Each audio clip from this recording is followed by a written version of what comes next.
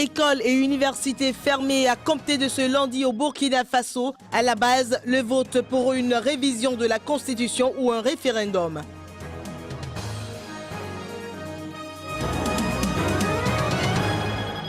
Législatives anticipées passées, les résultats officiels sont attendus ce lundi en Ukraine. La presse reste sceptique quant à la victoire des pro-occidentaux.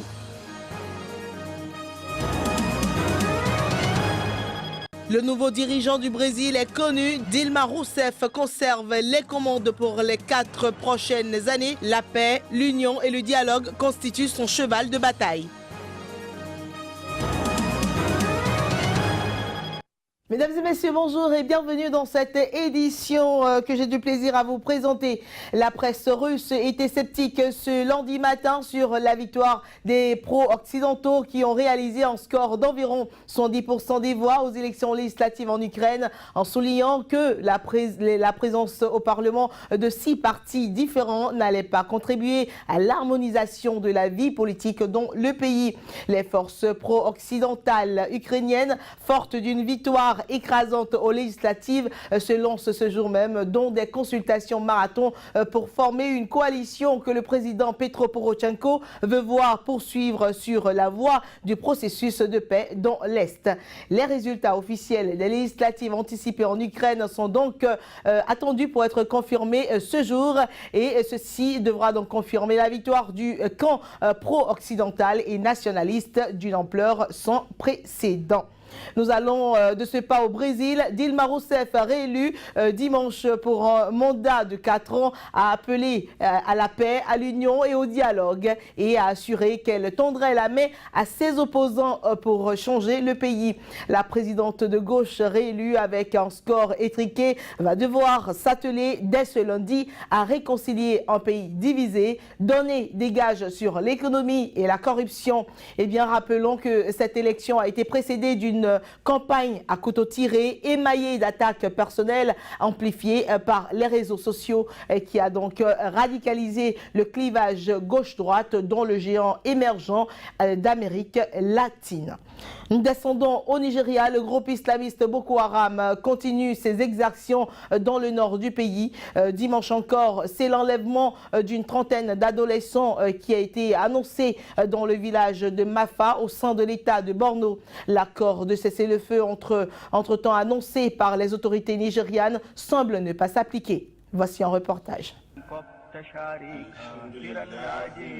D'après Aladji Chetima Maïna, le responsable du village de Mafa, ils ont pris tous les garçons de 13 ans et plus et toutes les filles de 11 ans et plus. L'armée nigériane a repris en fin de semaine le contrôle d'une ville du nord-est tombée aux mains de Boko Haram, au terme d'importants combats menés malgré l'annonce d'une trêve avec le groupe islamiste il y a 10 jours. Le porte-parole de l'armée n'était pas immédiatement disponible pour confirmer cette information et il est difficile d'obtenir des témoignages, la plupart des habitants ayant fui vers le Niger voisin quand Boko Haram a attaqué puis pris le contrôle de cette ville de l'État de Borno, située près du lac Tchad.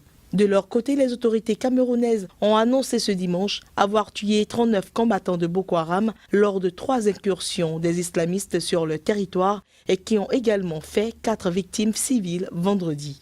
Le président Paul Biya a récemment promis l'éradication totale du groupe islamiste après la libération de 27 otages chinois et camerounais qui avaient été enlevés en mai et juillet lors d'attaques attribuées à Boko Haram. L'armée et la présidence nigériane avaient annoncé à la mi-octobre avoir conclu un accord avec le groupe islamiste armé Boko Haram, dont l'insurrection a fait plus de 10 000 morts en 5 ans. Mais la réalité de cette trêve a depuis été largement remise en doute sur le terrain où les violences se sont poursuivies.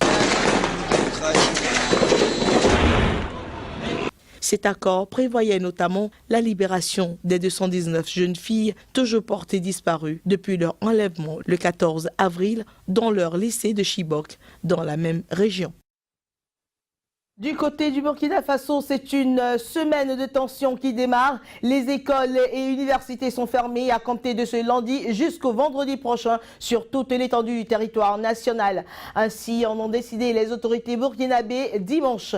Cette décision vise à éviter d'éventuels débordements qui pourraient survenir à cause du vote prévu jeudi prochain à l'Assemblée nationale. L'Assemblée doit voter en fait pour une révision constitutionnelle ou un référendum, ce qui favoriserait le maintien au pouvoir du président Blaise Compaoré donc en 2015. Les membres de l'opposition et les organisations de la société civile comptent descendre dans les rues du pays à compter de ce lundi.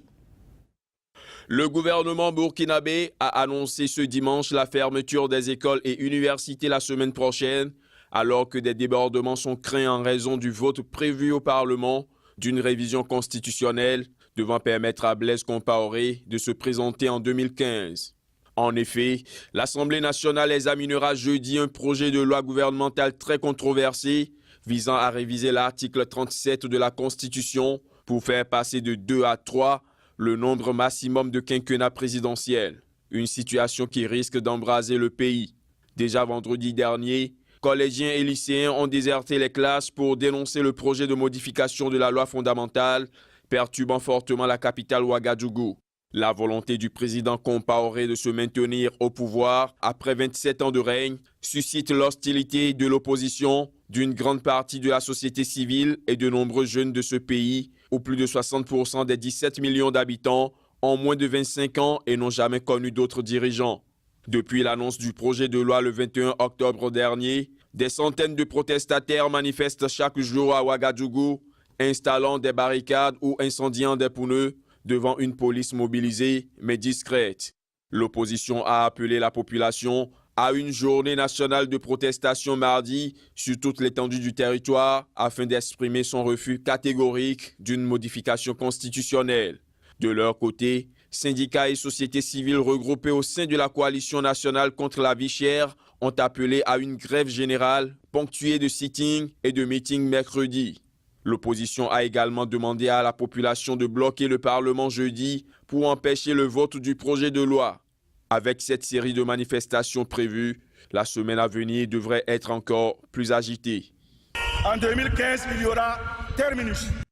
Et à présent, des nouvelles de la Tunisie qui attend ce lundi aussi les premiers résultats des élections législatives. Un scrutin crucial pour ce pays, souvent présenté comme une lueur d'espoir dans une région tourmentée. L'instance supérieure indépendante pour les élections pourrait annoncer de premiers résultats partiels dans la journée, mais elle a jusqu'au 30 octobre pour prononcer son verdict définitif.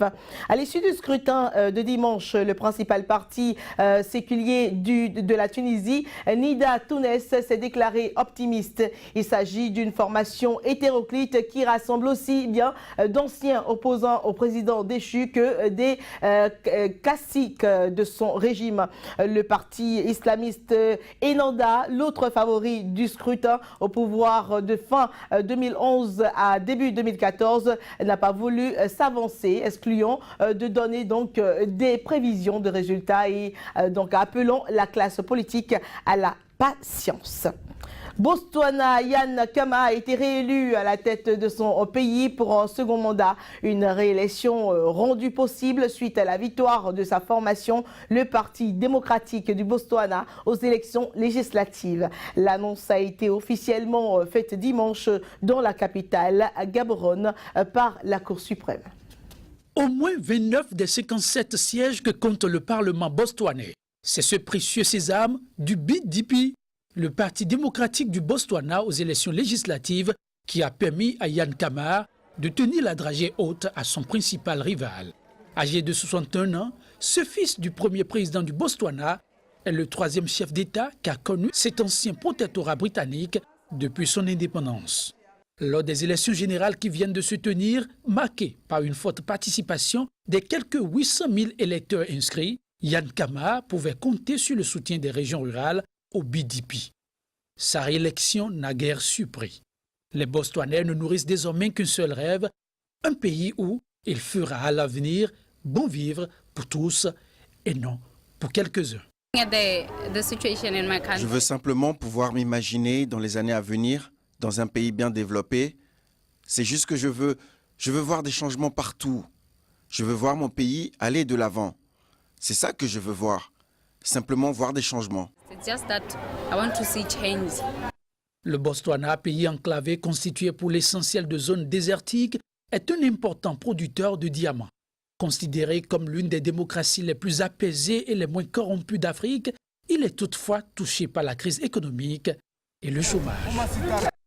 Et à présent, une note culturelle dans cette édition. Quand le plasticien et metteur en scène américain Robert Wilson s'attaque à un test de Jean Genet, cela donne une version époustouflante et déstabilisante de la pièce.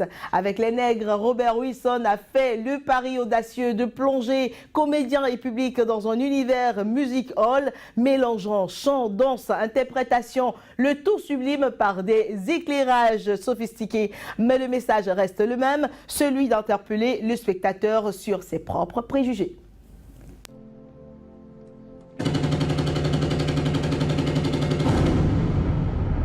Tout commence par un tableau muet devant une maison de la tribu africaine Dogon. Un long prologue silencieux qui ne laisse rien présager de la mise en scène loufoque et rythmée des Nègres version Bob Wilson.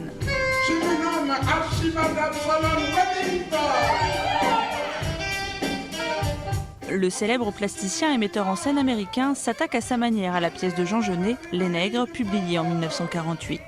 Mêlant chant, danse et comme à son habitude un éclairage très étudié, Robert Wilson n'est pas parti des mots de Genet pour construire son spectacle, mais du silence.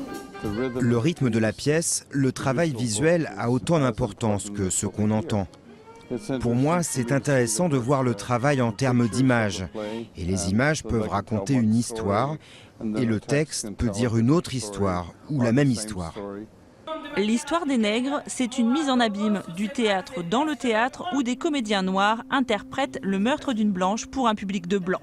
Des blancs censés juger les noirs alors qu'ils sont joués eux-mêmes par des comédiens noirs masqués de blancs. Une manière d'ébranler le public dans ses certitudes et ses préjugés.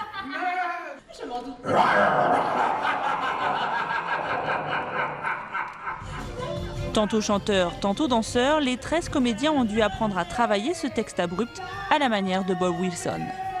Ce qui était le plus compliqué, c'est qu'en tant qu'acteur, on veut toujours mettre le texte en avant. Et là, avec Bob Wilson, le sens ne va pas forcément se dégager des mots.